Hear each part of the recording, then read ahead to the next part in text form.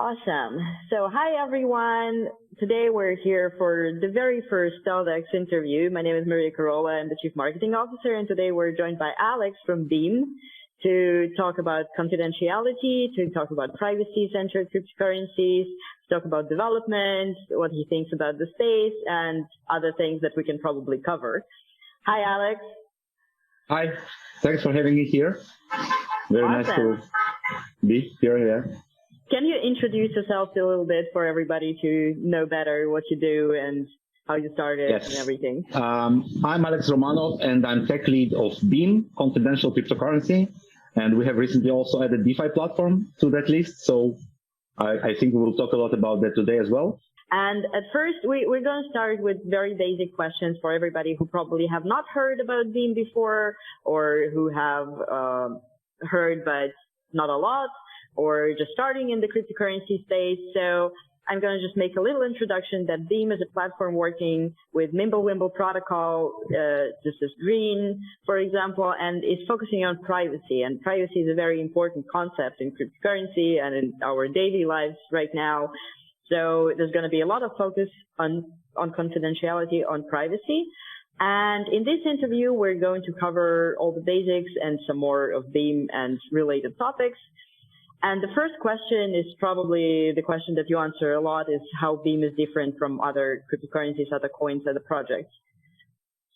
Yeah, so Beam has started 2 years ago. Actually, on January 3rd, we celebrated our second birthday. Oh, congratulations. Yes, Bitcoin was 12 and we were 2. So it's like,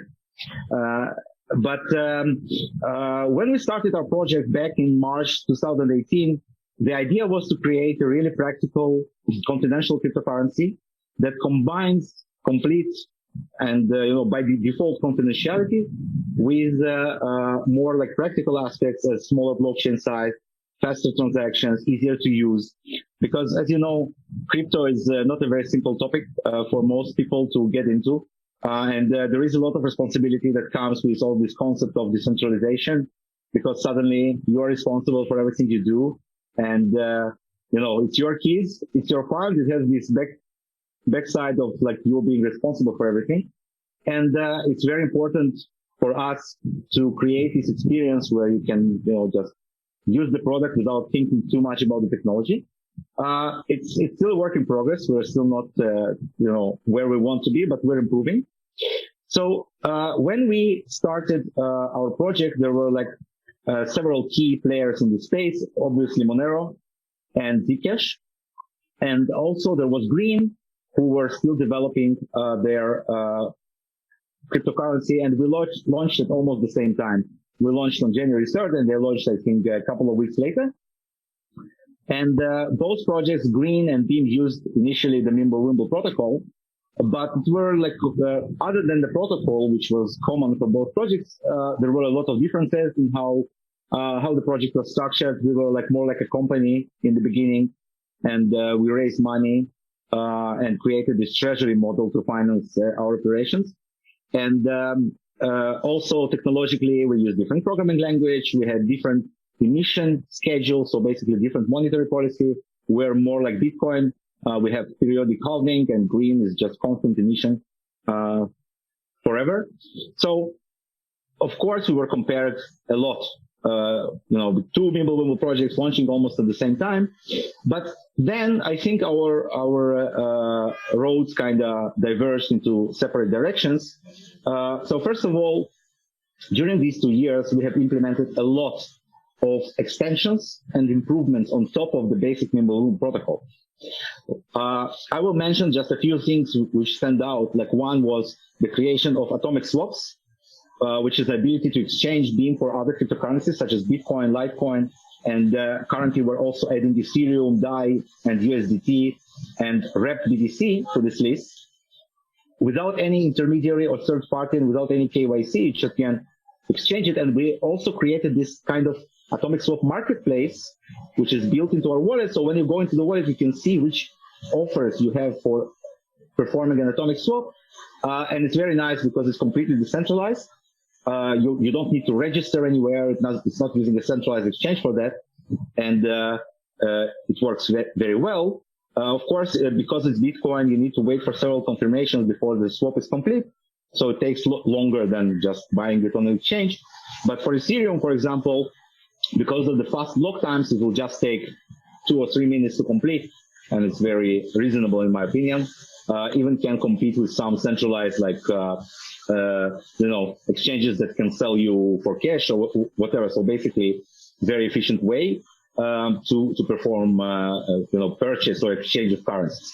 Another thing that we did, which was very interesting, also as an extension of Mimblewimble, we added another very interesting protocol for confidentiality. It's called Lilantus, and it was developed originally for Zcoin cryptocurrency, now called Firo.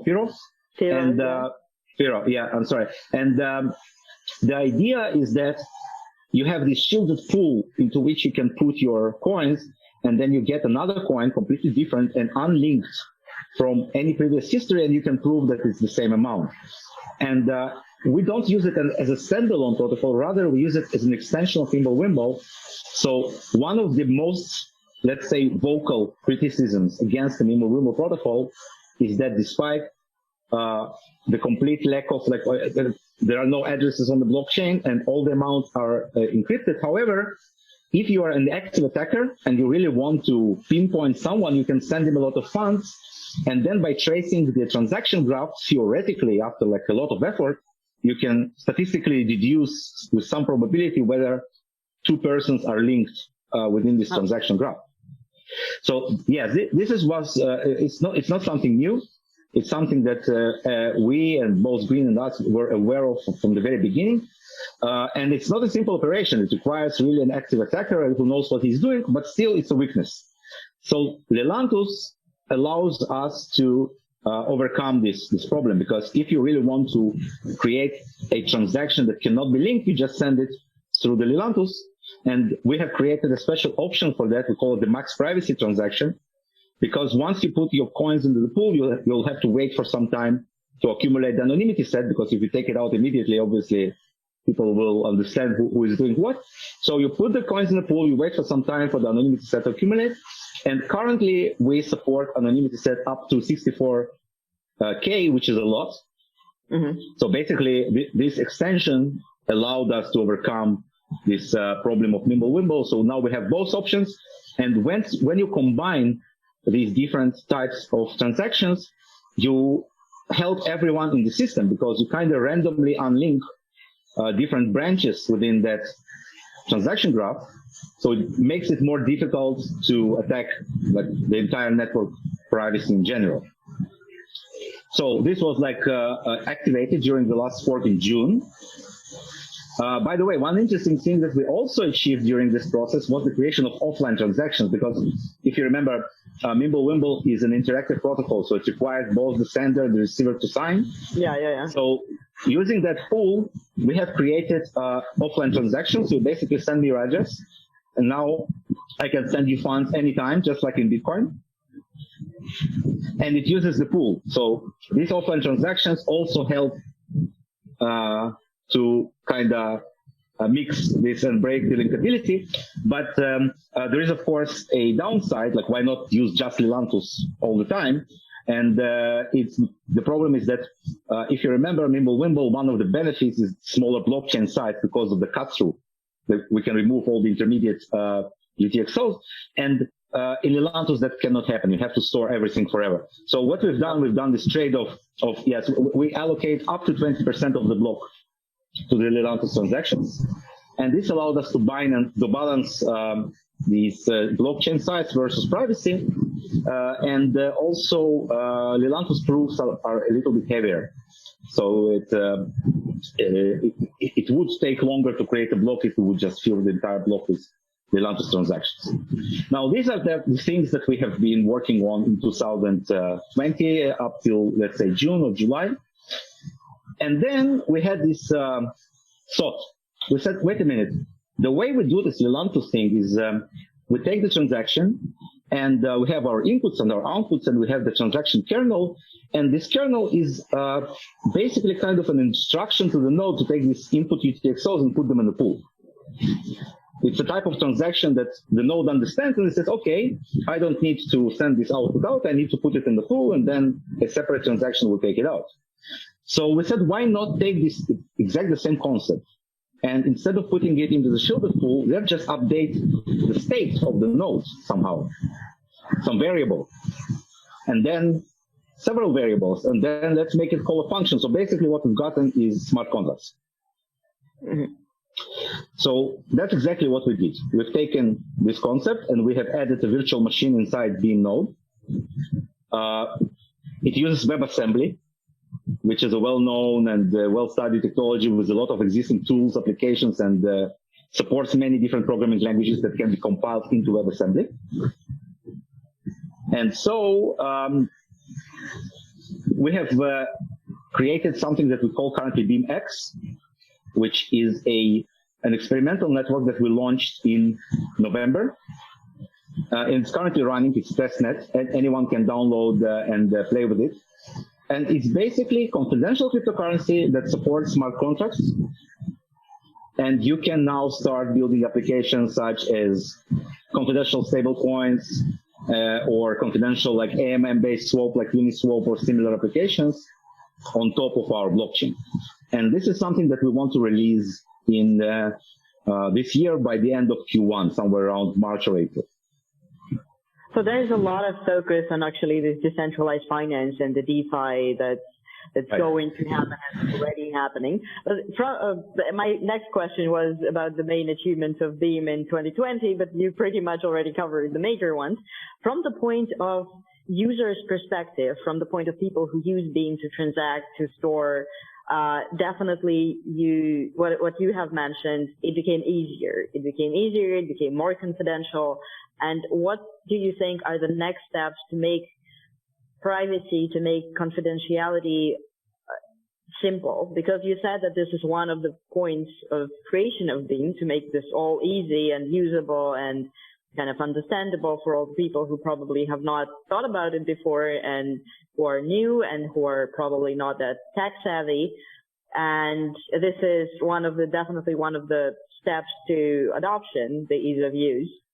And from your point of view, from your team's plans, what will be this next kind of big move to make Beam easier and more understandable, and what are kind of like the goals for the mass use? Yeah, so there are several things that we want to kind of achieve this year, 2021. First of all, we think that right now, when you talk about like more serious trading, like people who really want to, deal with cryptocurrencies, or not just like a speculative vehicle for quick enrichment, but like take it as a more serious tool for trading and settlements and all the financial interactions. And we see this happening. We see institutional investors going into Bitcoin because suddenly they understand that it's a great investment vehicle for them.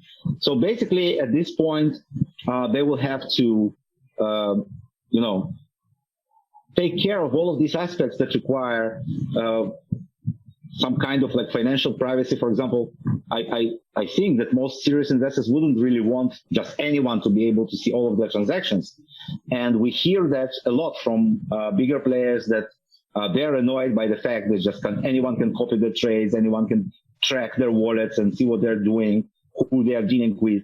It's very annoying, and it's not like just open for like the government or some financial authorities. It's like basically anyone with an ability to download a few gigabytes of data and analyze it. So this is like one aspect that we're going for, is providing more services for the financial industry. And today, it includes mostly DeFi, because DeFi exploded in 2020 with variety of applications. Most of them run on Ethereum, and none of them have any privacy whatsoever. So we see front running, we see whale tracking, and all of these behaviors. And we think that by creating this ability for Beam, and I'll explain in a minute how it will work, to provide more private services for these kinds of trading, I think it will be useful. And of course, we will integrate it into our existing wallets, which are available for all platforms. And we will also add the web wallet to provide better integration with existing wallets like MetaMask, for example, for Ethereum-based operations. And this will allow people who are currently trading on Ethereum to move as smoothly as possible to Beam and continue their trading there in a confidential manner. Now, of course, one of the issues that we need to take care of is how you get the liquidity onto Beam, because today Beam is a small cryptocurrency, 20 or something million market cap. Obviously, it's not enough. So this is why we're also focusing on building bridges between Ethereum and Beam. And we're also building bridges for Polkadot, because we think Polkadot is very promising. It's this idea of interoperability that it's based on. The entire Polkadot project is going to be very, very popular, I think, in the coming year, because we see a lot of projects that understand that there's no longer a reason to create this kind of a silo of value, right? Standalone, not connected to anything. Instead, what you want to do is you want to be able to allow people to move their value from chain to chain as smoothly as possible and use the unique properties of its chain. If it's Solana with ultra-fast transactions, or whether it's Beam with confidentiality, or any other, specific feature which is implemented in a better way on some chain, you want to be there as well. And one of the best examples of that, for example, is Rep Bitcoin. Like, what's Rep Bitcoin? People who have Bitcoin, they don't want to use Bitcoin value, but they do want to participate in the trades on Ethereum. Okay, so this is what Rep Bitcoin is. The problem with Rep Bitcoin is that it is still kind of federated. There are some intermediary involved, some third party which kind of maybe controls something, or maybe there is some problem with censorship resistance. I'm not saying anything bad about Rep Bitcoin. I'm just saying that it's not like a completely decentralized solution. But what we are trying to do, we are trying to build a completely decentralized bridges by basically running two smart contracts, one on each chain, which can synchronize the state and receive proofs for state of another chain. And this way you will be able to move value from Beam to Ethereum and from Ethereum to Beam in a completely decentralized fashion without any third party whatsoever. So with the, I interrupted you. No, I just said that's the concept of like the direction where we're going this year. With the general 2020, coming back to 2020, it definitely has been a year for DeFi. Like, everybody was talking about DeFi. Everybody was doing something in DeFi. It was huge. Even though it's not entirely a new concept, but it kind of 2020 gave it a new meaning. And what do you think is the role of confidentiality in DeFi? Because everybody kind of forgot about it for a moment there, because there's been a lot happening besides it. But coming back to the topic, where do you think it stands, and what will be the kind of improvement or the way of privacy, of confidentiality in DeFi space in general?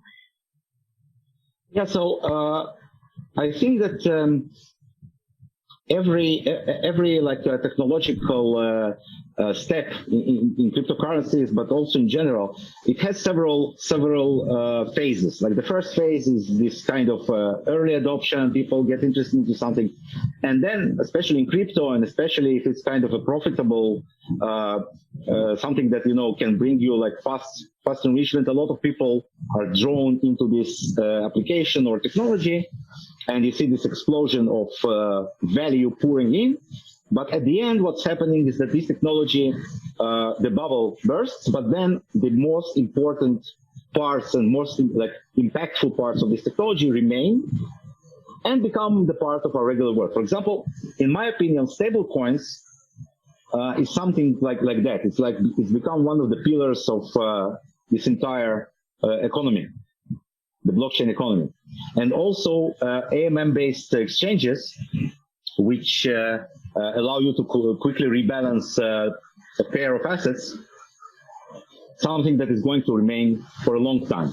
So I think that once we reach the level where this is no longer just a quick enrichment scheme, but it's more, more serious players and more like practical people start doing it, not just to make quick money, but actually as a part of their trading pattern, I think they will appreciate the ability to do that without disclosing all of their financial information to the entire world. So this is where we're going. And when we started building this and we announced that we would like to build this confidential DeFi platform, everyone was like, oh yeah, another project that says they're doing DeFi now because DeFi is hot. Everybody wants to say DeFi.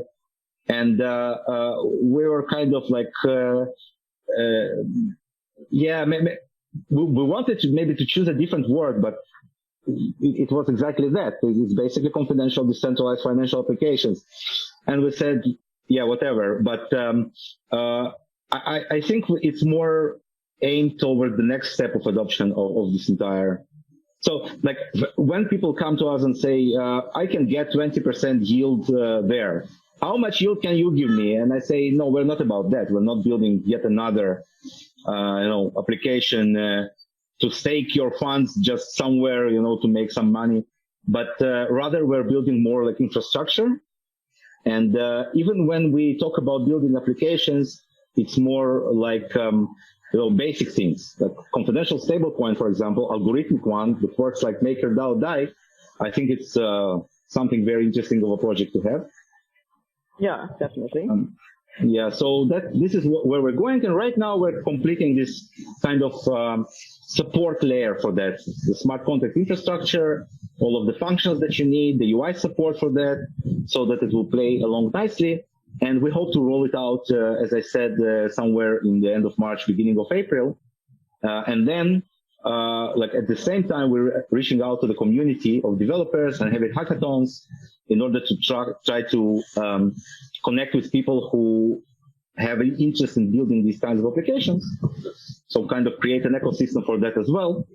So it's like two-way effort. Both internally we build it, and we try to communicate it outside for people to build on our platform. Yeah, of course, there needs to be people who are interested in the whole concept and are ready to build something. Have you actually seen a lot of interested developers, a lot of interested projects to actually start working with DeFi and privacy together? Yes and no. So it didn't come in the form of people just saying, okay, oh great, we have a new platform here, let's build applications on that. First of all, because there are a lot of platforms to build, like there is obviously Ethereum with Solidity and all the existing tools which have been developed for several years already. And you have Polkadot with Rust implementations. You have quite a lot of platform to build on. And obviously nobody will, we're a relatively small project, so nobody will just say, Beam, building on Beam is something that I've been waiting for all my life. But on the other hand, when we talk about cooperations, we talk with different projects about possible cooperations or building solutions, you see that most of these solutions have a privacy component. So, for example, I don't know, maybe anything that includes any type of identity, right? Any type of identifying information requires privacy. Anything that has any kind of transactions, not like pure financial transactions, but transactions with any additional documentation or collateral or whatever that needs to be encoded. So there are basically this thing that we say, okay, I will do that. I can do that anywhere, but this is the side which I would like to keep private. So I can't right now. I can't do it on chain anywhere. So there are a lot of projects. Good projects that build privacy solutions that are either on top of Ethereum or related to Ethereum. But it's all very second tier, second layer, right? It's like layer 2 on top of something. And what we're trying to capitalize on is the fact that Beam has very strong privacy on the base layer, so it's better suited for these kinds of applications. And so that's what we're trying to do. So I believe that during 2021, we will launch at least few proof of concepts or applications of this kind. to show what our platform can do. I'm not sure that it will become popular as a platform this year, but I'm confident that we will strengthen our position in the market as this like serious blockchain, which has great confidentiality, very usable, strong performance, and obviously we have one of the most productive teams, I think, in the industry. We had like 180 releases over 2 years, which is a lot. So we're working a lot and doing a lot of things. So I think in this year we will try to kind of bring it all together as infrastructure that can really support confidentiality and smart contracts together in a nicely wrapped package. That's the dream and that's our goal. That's where we're going. How do you think it's going to be with the general hype around DeFi? Will it kind of like mature and grow into something else, like crypto did, for example? At first it was kind of like a play for people who code, and then it was Lambos and Bitcoins and to the moon and all this stuff. And now it kind of becomes, there's still that, but it's just more interested, it's more mature, it's more thoughtful, and it kind of like shaped itself as a space. Do you think with DeFi is going to be kind of like the same story? Because there's been a lot of play this year as well, like some kind of like around joke projects and all of that. Yeah, I think that is what is going to happen because I don't think this kind of crazy action around these relatively simple applications is sustainable for a long periods of time. So it's obviously sustainable when you have a inflow of money into this. But most, or like, you can see that many of these applications are kind of structured, not exactly like the pyramid scheme, but you have this component of needs for new money in order to be sustainable. Because where does this yield, where does this 20% yield coming from? So yeah, there are some economic reasoning behind this, but not necessarily to the extent that we saw this year. So I think it will kind of settle down, but I still think that the most important elements that we saw this year will remain. As I mentioned, the stable coins, definitely all the swap exchanges like Uniswap and the like will definitely remain because, for example, let me give you just one example. Flash loans, right? Yeah. These crazy transactions when you borrow some money, do something, and then get it back before like the transaction is over. This is something unique to the DeFi world in a way. And we saw both a lot of use and abuse this year of these kind of transactions.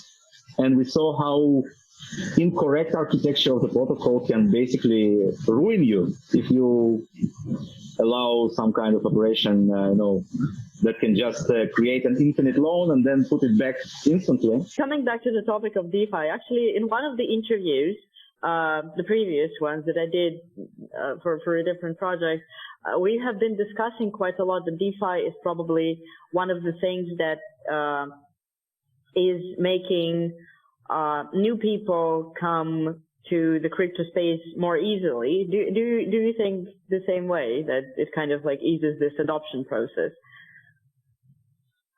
Yes, it does, because if you go into a like most of DeFi applications today, the process of onboarding is actually very simple. You open a web page, you are presented with this connect to MetaMask button, and then you immediately get like access from your wallet to this specific application, and then you do some operation like, I don't know, for example, if we're talking about like swap, you create a position or create a vault, do some operation. It's very simple, and as a result, you can become like richer or poorer, doesn't matter, but in order to get to action, it's very simple. However, there is still a lot of work that needs to be done, because, for example, in Ethereum specifically, there is a situation where the transaction fails. Yeah. And you have paid your fees already, and people are like, what just happened? Because these fees are high today.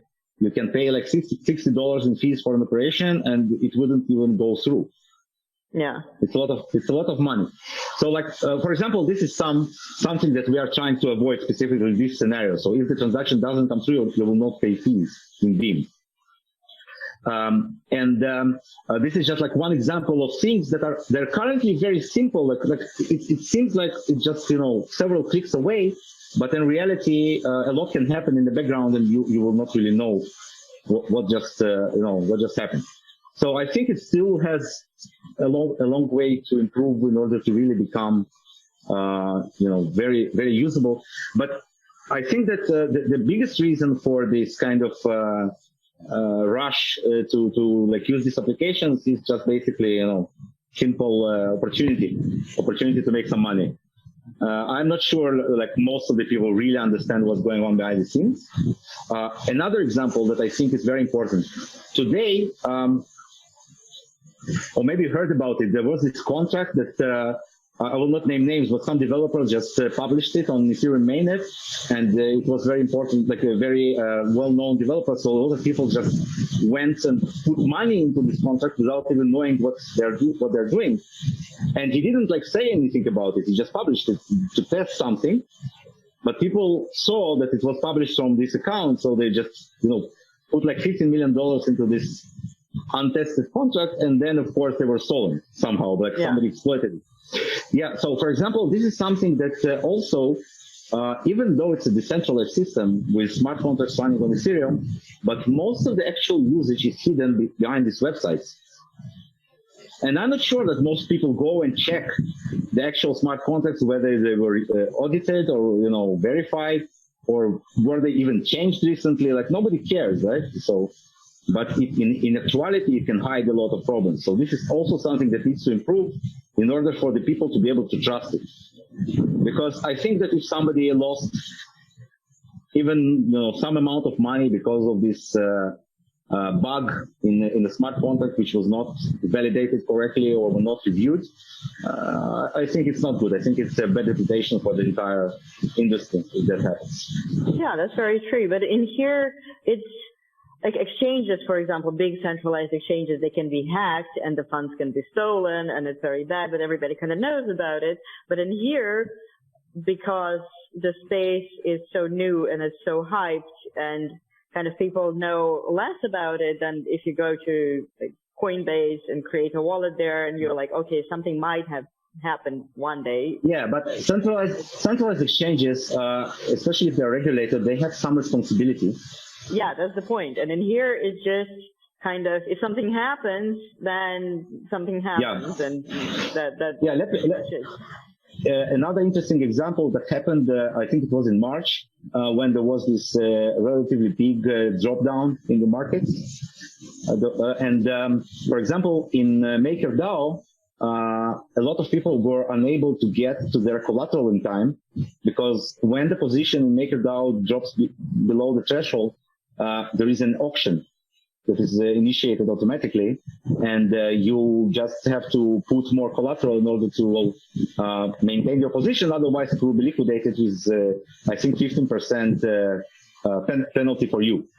And in order to do that, you need to be able to pay the current fee. So a lot of people relied on, I think, some kind of automatic software to do that. And the fees specified in the software were not high enough.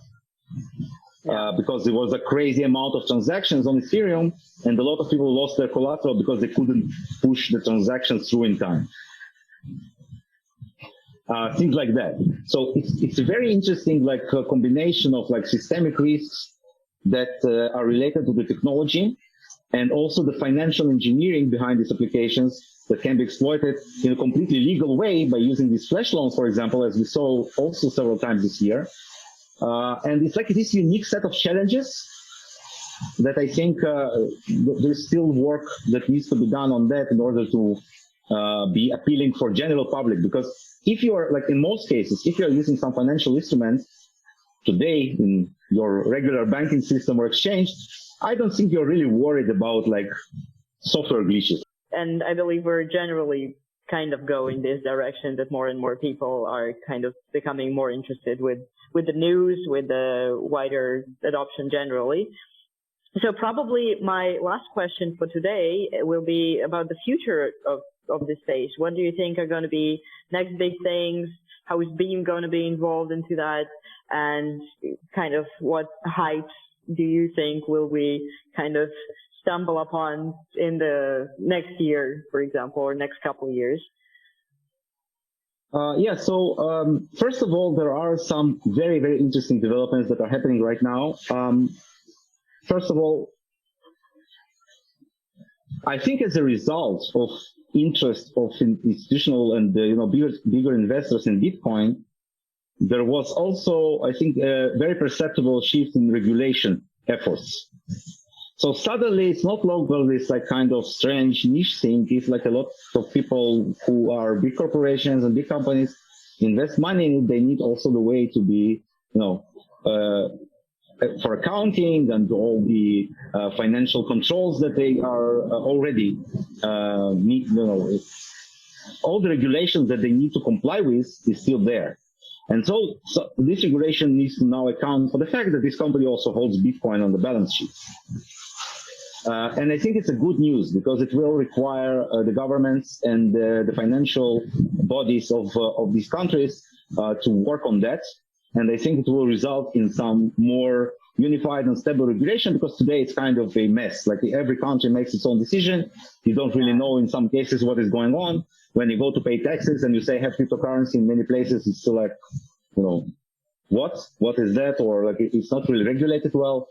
And we see a lot of like things, like suddenly, for example, there is like auditing of like Ripple, and suddenly it's like, okay, that was a security back then, and now let's talk about it, like what we do with that, and the price drops, and it's something that kind of, potentially can happen to a lot of projects because there was very little regulation when these projects were initially created. So I think the sooner we have this organized regulation, the better will be for the markets. It will be more stable. That's the one thing. Another interesting thing that we see is that the notion of censorship resistance suddenly in this recent affair with Twitter blocking accounts and things like that, suddenly it became kind of a newsworthy topic, and it's something that actually existed all the time. It wasn't just as loud or as related to such high-ranking people as it was recently. And when we talk about financial transactions, also we say censorship resistance. What does it mean in general? How you work with that? I think this is also something that's happening. I think that in the next year, like 2021, we will see more like stabilization. We will see like serious projects, serious features, and serious technologies becoming, more stable and more usable. I think the entire maybe the DeFi industry will be smaller, but it will be more practical and more unified in a way. What happened? Oh, I believe that my internet decided to give up at some point, but now it's all fine. I believe now it's all fine. Can you hear me well? Everything is fine? Yes. Yeah, absolutely. Great. Well, I was just saying that what we would like to achieve as Beam in 2021 is to become this platform for financial applications that have great privacy by default, and combined with our opt-in auditability, so you can comply with any regulation you would like to comply with, but without giving any information to whoever you don't want to give it to. Basically, you're in control. This is our goal, and I think it's going to be a very interesting year. This will be exciting to watch. Actually, you have described lots of things that are going to happen to Beam this year already, and actually starting with March, which is very soon. And so it will be, I believe that it's going to be a great year, and we will be all watching closely to what happens to Beam. And on this positive note, I think that we're going to be wrapping up our interview, and I'm just reminding everybody that today we're joined by Alex from Beam, and it was a great pleasure having you here and chatting with you and discussing all this DeFi and Beam and space general news. And do you have some last words to all the people who would watch this interview very soon? Yeah, so I think you can see already it was just, 2 weeks of 2021, but the action is incredible. I wish everybody to have a great ride with crypto. There are a lot of great projects out there to watch, buy, trade, participate in, or whatever. Beam is definitely one of them. So have a great year. Thank you very much, Alex. Thank you.